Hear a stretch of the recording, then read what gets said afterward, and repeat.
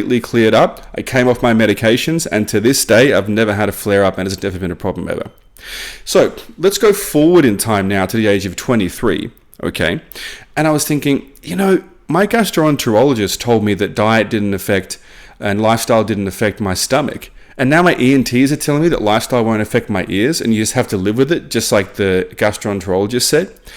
If that doctor was wrong, maybe these doctors are wrong. And I thought, what do I have to lose? So I gave it a go. I went on a raw vegan diet with no carbohydrates, and guess what? It helped.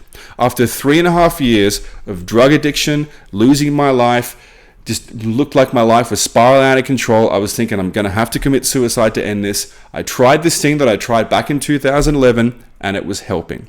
Okay? It was amazing. So I followed these vegan influencers online, as I said, and they were all going to Chiang Mai, Thailand, which is actually where I live now at the moment, by the way. I said, you know what? It must be the only reason that I haven't gotten complete silence is because I'm not eating the right vegetables and I have to get the right fruits and all these the durian fruit and blah, blah, blah. So I followed them all to Thailand. Here I am in 2017 saying goodbye to my mother and my twin brother on the left. Yes, you can see which one is more handsome. It's obviously me.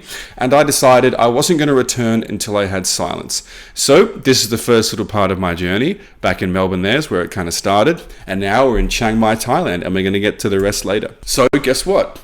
It started helping again. So I started to see a way out, and my symptoms were down to about 75% of what they were. So it really, really was helping. My tinnitus and hyperacusis were going down. It was absolutely fantastic. But I plateaued again, and I was thinking, but how much more vegan can I get? I'm just eating plants. I haven't touched any sort of animal products. What am I supposed to do? I was stuck again. So I got into a state of, despair. And what did I do? I went back to my bad habits. I started eating meat again. In Thailand, if you've been here before, they have meat, everything. They have liver, brain, muscle, fat, all sorts of animals, pigs, chicken, duck, you name it. But then my tinnitus got even lower. Now it was down to about 50%. And that's when I realized, well, perhaps I'm wrong about my diet, okay? Perhaps it wasn't really the plants. Maybe it was something else. So let's just pause for one moment here and try and bear with me.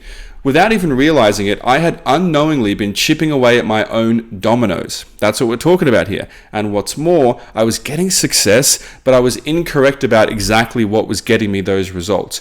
For example, I thought it was the healthy, I thought plants were healthy back then. Now I have a different view. I thought, it must be the legumes and the chickpeas and the durian fruit that's helping me. But really, it was that I cut out all the processed sugar and garbage. That's what was fixing me, okay? So I started to build my domino theory. Here are all the causes. Number 1, noise trauma. Number 2 was toxic foods. And I'm going to teach you how to do this for yourself. And by the way, it's incredibly easy. I've created surveys and everything, so you don't have to worry about it. Also, you know how I got results from veganism in Melbourne, right?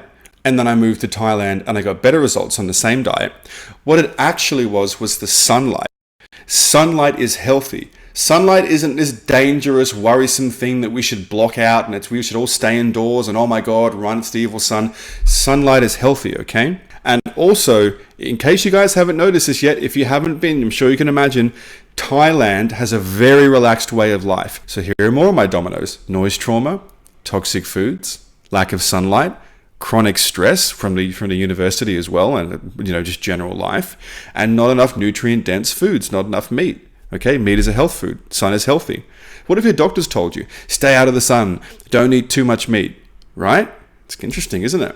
And one thing I want to point out before we continue is this. If you're looking at tinnitus through the lens of, it's broken stereocilia, then this isn't going to make a lot of sense to you. But I'm going to show you exactly why tinnitus, pretty much 99.9% of the time, and even then, tinnitus is not a broken stereocilia problem. It's just not. At this point, I'd gotten my tinnitus down to about 50% in about 4 months, which was pretty incredible. Okay, pretty incredible. And I started to wonder, why had ENT said that tinnitus was for life? So I decided that it was time for a holiday. And as my life started to come back, I decided I wanted to go to the place that I always wanted to go to, which was Eastern Europe. You know, I love the women, I love the culture. So the cheapest flight to Eastern Europe was actually Bucharest, Romania. So here we are from Melbourne to Chiang Mai to Romania. I landed in Bucharest, Romania, but I was excited, and it was coming into Christmas. I get to the airport and I realize I've worn a regular t-shirt, shorts, and just standard shoes. I didn't even think I was just wearing ankle socks or something. And I look outside, it's 3 a.m. and it's snowing sideways. Now, the interesting thing is I was sort of drawn to it. I don't have a jacket, I have nothing. People are kind of looking at me like, what an idiot. And fair enough, it's a warranted judgment. And so I get my suitcase, I've got my backpack, and I go and wait outside.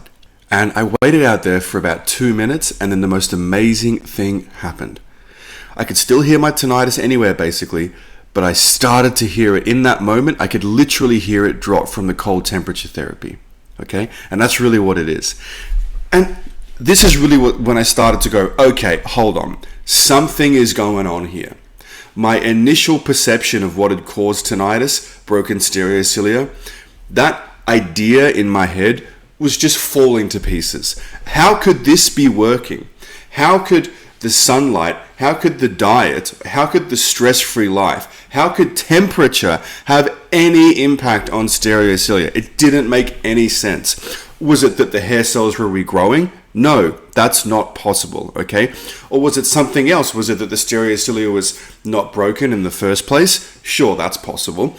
Or was it that some of the stereocilia were broken, which is most likely, and that really there's no strong causal relationship between broken stereocilia and the onset of tinnitus? I thought back then, well, my tinnitus was caused by broken stereocilia, and that's what causes tinnitus, and broken stereocilia can't be fixed, but I'm getting better, so there must be regrowing. That was my logical line of thinking. So, still in that frame of mind, and back then I was still in this frame of mind, I started researching how to regrow all the cells in the body. And of course, I came across stem cells, as you would, okay, the replacement of cells. And I started implementing, how do you regrow cells? Are there supplements? Are there strategies? Is there a meditation technique? Is there anything? Obviously, I couldn't afford to go to Switzerland and pay about $30,000 to $50,000. That was completely out of the realm. And also, I'd seen people who'd done that and gotten zero results. So that was obviously out of the question. So I thought, well, I've discovered something better. It must be just, a more natural, safe, cheap, and quick way to do it. So I went on the internet and I started implementing the things that I'd found, okay? And wouldn't you know it, it had already been some of the things that you'd been hearing about that I'd already started doing. So I basically, as I've already said, started implementing what ENTs said didn't matter. I learned about the body, I implemented more steps, and I started getting even better. So here's my dominant theory so far. You have noise trauma, toxic foods, lack of sunlight, chronic stress, not enough nutrient-dense foods, and inflammation, okay? Which most of us have. You watching now probably have that. So I was at 80% silence, okay? I was closer to silence than I'd ever been in over 3.5 years. That's how far we are into this journey. We're actually about 3.7 years, but 3.5 is when I left for Chiang Mai.